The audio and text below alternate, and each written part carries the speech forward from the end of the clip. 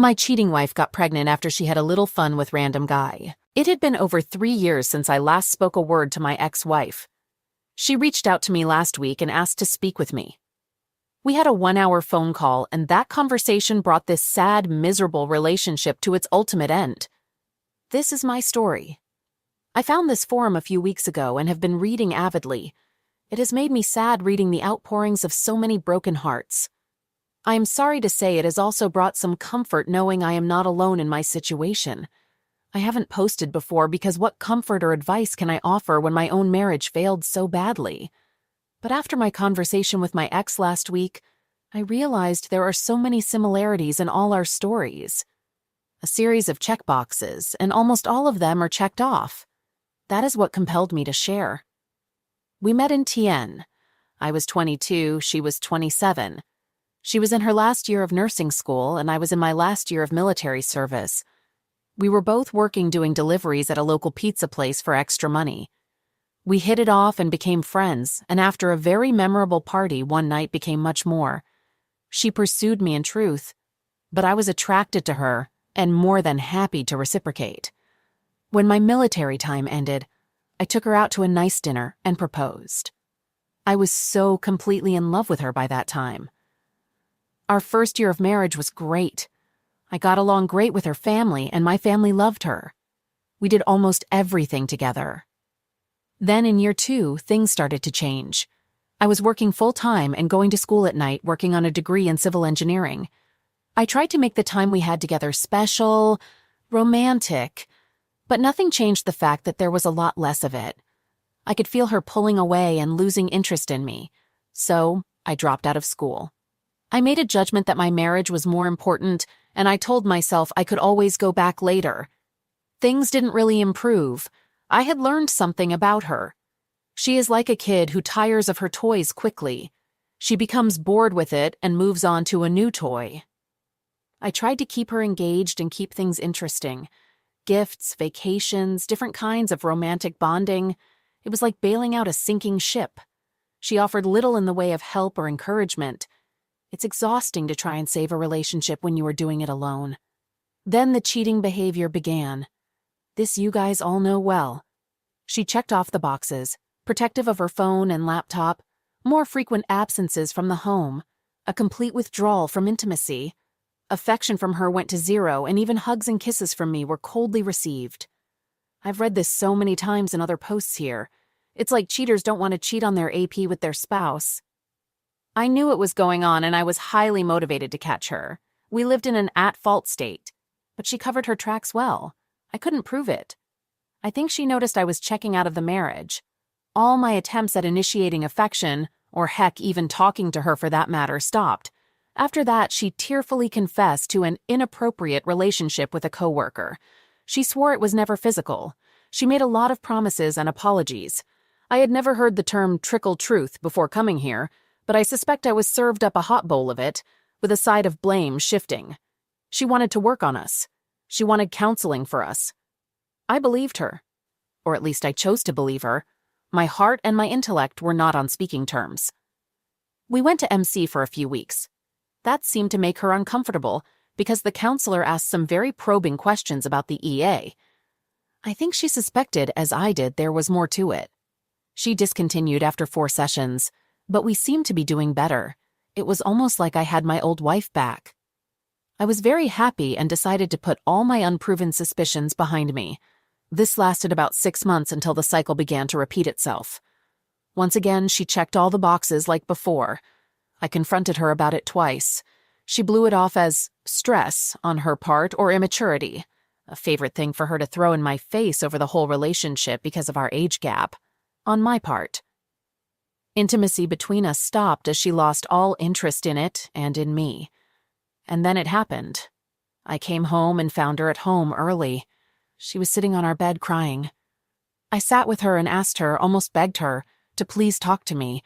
She told me she was pregnant. For a fleeting moment, I was overjoyed. Then my brain began to engage. I suddenly remembered how long it had been since we had intimacy. I could see it in her face. I asked her how far along. 8 weeks. It had been over 4 months since we had last been intimate. I got up and left the room. She ran after me. Looking back and comparing the conversation that followed against the accounts of people's experiences on this very subforum, I am amazed how WS all say the same things. It was just that one time. It didn't mean anything. I only ever loved you. Of all the lies they tell, that last one stings the most. I told her I was leaving the house and would be back in 1 hour. Then I would listen to what she had to say. I was shaking, furiously angry, and in all honesty, it probably would not have ended well for either of us if I stayed. I drove to an empty parking lot and cried my heart out. I think I mean that literally because something inside me broke during that hour. My heart died. It turned to ice, and it still is to this day. When I went home, I was cold, emotionless. I didn't need to act like a gray stone. I had become one in truth. She insisted we could get past this. She saw how happy I was when she first told me before I realized. She commented on how we had wanted to start a family. She threw the baby's innocence in my face and how she would need a father. This went on for nearly 20 minutes as I sat and stared at her in complete and emotionless silence. Finally, she looked at me and asked me to please say something. I told her she is asking for reconciliation, but nearly every word she is telling me is a lie. I told her if she wants me to even think about it, she needed to start by telling me the truth. The version of the story I was told after that is it was the same AP all along, even from the prior year. It was always and only physical. She never loved him. She loved me. He is not interested in having any kind of relationship with her other than physical. He is pressuring her to terminate the pregnancy. She doesn't want to. She wanted a family and wanted it with me. I told her our marriage is over. It's been over for 1.5 years, but I was just now finding out about it. I told her to pack whatever she needed for 3 days and to please leave the house. I told her I'd meet with her in 3 days to discuss what came next. She refused to leave. She kept trying to talk to me. Ordinarily, her tears would have broken my resolve, but I looked at her that night and felt nothing. The part of me that loves had died. I went into the guest bedroom and locked the door. The next day, I spoke to several lawyers and hired one of them. The paternity of the child was more than enough proof for an at-fault divorce. I had no desire to wait that long, and we discussed uncontested and mediation. When I got home, she actually tried to initiate with me. I was shocked and disgusted. I told her that would never happen again. We agreed on an outline for divorce. The biggest asset was our house. The majority of our debt was her student loan. I gave up my ownership interest in the home so she could sell it. She was going to keep the baby, and I wanted her to have that money. I wanted nothing but to walk away free. In the end, I kept nothing other than my Jeep, my military sea bag full of clothes and a few tools, firearms, and military mementos. Mostly things that were mine before we married. Everything in that house, everything she had touched was just tainted to me. I wanted nothing from this marriage but to bury it in the past. The divorce finalized 13 months later. I saw her twice during the mediation. We barely spoke. She was very pregnant then. I thought that would be hard to see, but I felt nothing for her. No love, no hate, nothing. She was a stranger to me.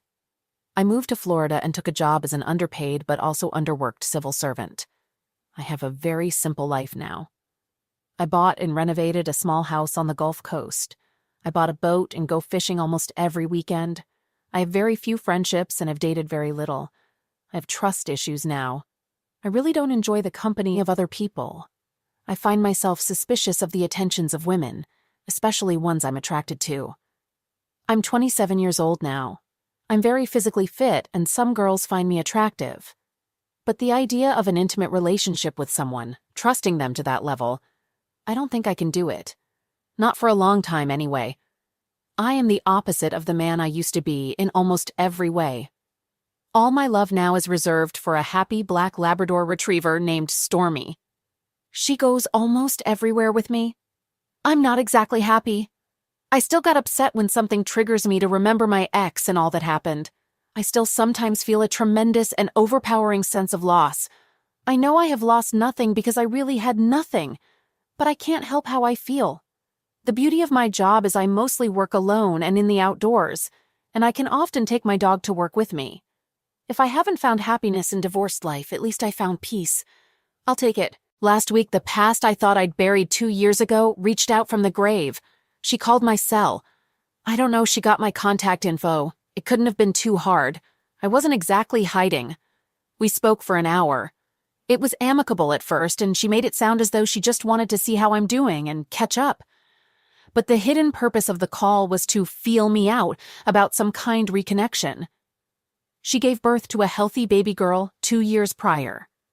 Paternity was never in question because of the timing.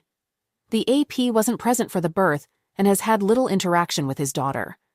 The life of a single mother is hard, and although she was getting support from the AP, apparently she had to take him to court for it. She was lonely and unhappy. I told her I was sorry to hear she was unhappy, but it was not my problem. I told her she had broken my heart and it was still broken today. I told her in as many words I did not love her, could not love anyone, and wanted nothing to do with her. I said to her that she made all the choices for all of us, for her, for me, and for her daughter. She left me with but one choice, and that was to walk away from her. I asked her not to contact me again. The final similarity between all of our stories on this sub is this. A selfish person made a selfish choice and damaged the lives of 3 people, one of whom had not even been born yet. If there was one thing I wish I could make cheaters understand before they make the selfish choice, is that they are hurting everyone around them and possibly everyone around their AP. But if they are already selfish enough to cheat, it's likely they won't care.